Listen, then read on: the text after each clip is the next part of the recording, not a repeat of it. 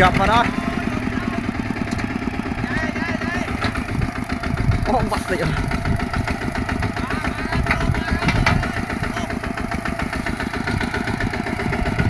Ta. Đi. Siap đi ra.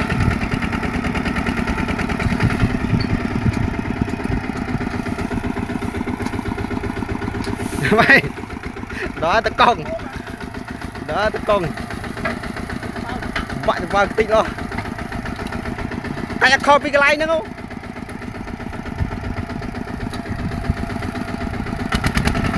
Hớp.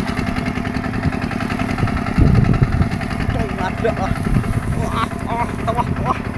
Hớp. Mặt tịnh ơi. Trời mặt. Tịnh thì rồi.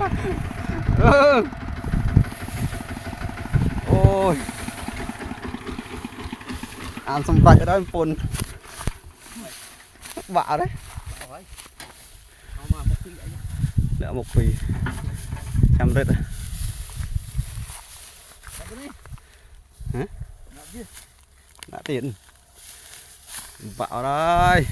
Một phun ba cái chân chếp của đa sài.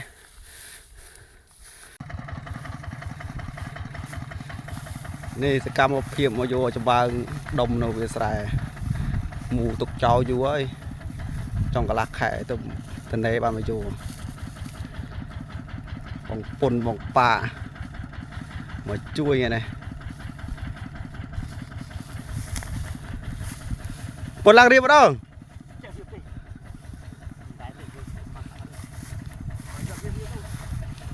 Hấp chân, làng riêng thân. Húp.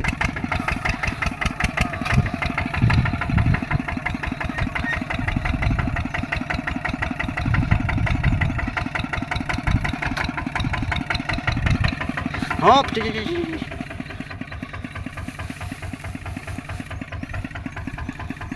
mà, hỏi nha. Thôi, là thon phun à. Mà, qua. Mùi pí bay. Húp. Bóng pà bò.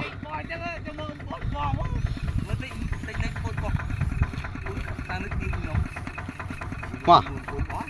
Bỏ ra, bỏ ra, cái đó. Bọc.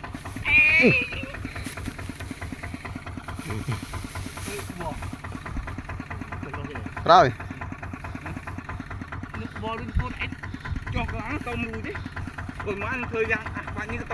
Rồi, bật rồi. Mà, mũi bay, húp. Húp, ọt rồi chứ. À. Húp. Ôi, ba này rồi hỏi con phá. Mà. Húp. Ôi trời. Mùi pí bơi. Húp. Anh bái cho anh. Ọt bài chứ, ọt bài. À. Mùi pí bơi bạc lắm. Ai vào đây em phun. Rồi. Dần. Mà. À. Lượng phân lực. Mà hấp ơi. Muối. Bỏ thằng đỏ không à. Ôi, hả ra. Quá. Phí điện. Nợ môi điện nào. Thôi, hả ra. Thông ăn cho ba đông thăm thòng.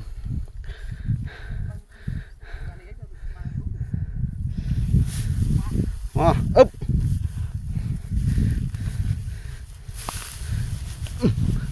Trời mặt này mùi lợn đúng không? Bó chóp chùm con mũi thân. Bốc. Húp. Rinh cái đất. Chà.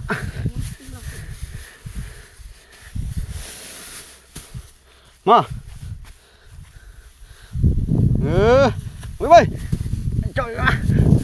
Trời. Đó.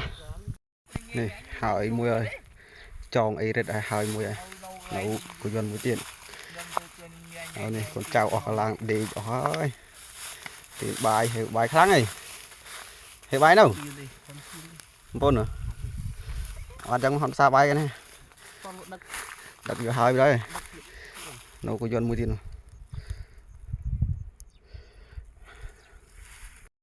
prap riệp cho bạn tạm đôi cái đào pi chân nâng rồi cái đá thân và chẳng cái đá này xem không rồi chơi riệp cho bạn coi xí chút đặt cái luôn vào này cái riệp ăn mà rồi đóng đã cái đào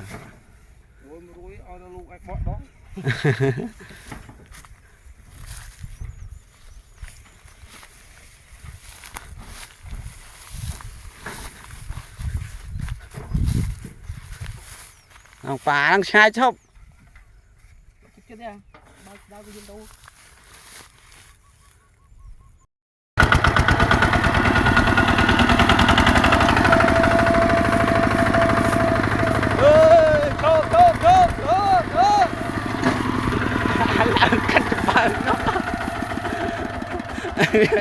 buồn họ cho nó mà mócទៀតបាទតកងដៃស្ទៀវ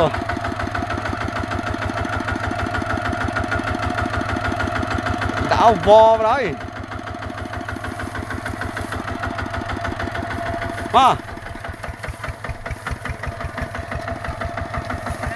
មកទៀត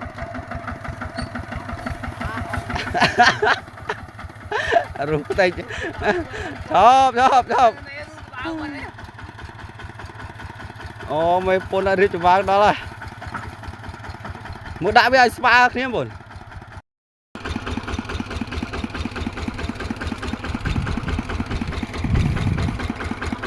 វាស្មើបាទ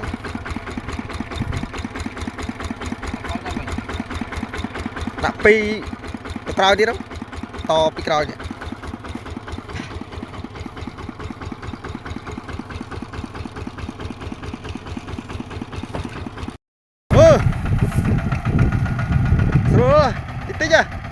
tích úp rồi mà dòng thế này bắt vô lăng này ở đây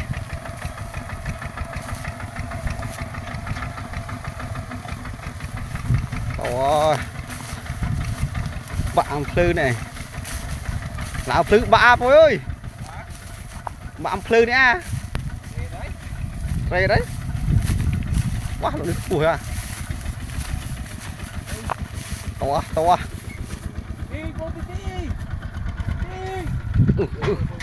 trôi ở đây gì mau trăng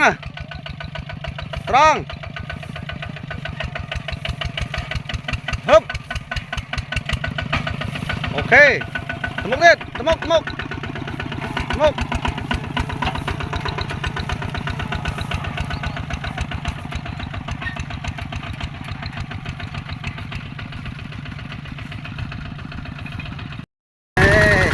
ơi cho nào được chưa bao nhiêu nè tàu đó gì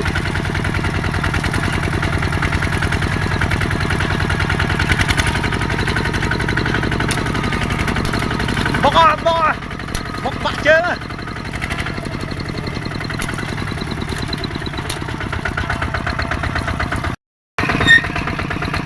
tàu ơi làm tàu ơi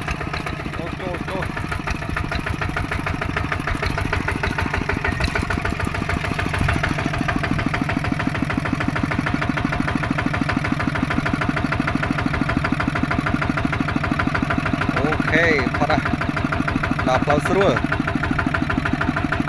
bye bye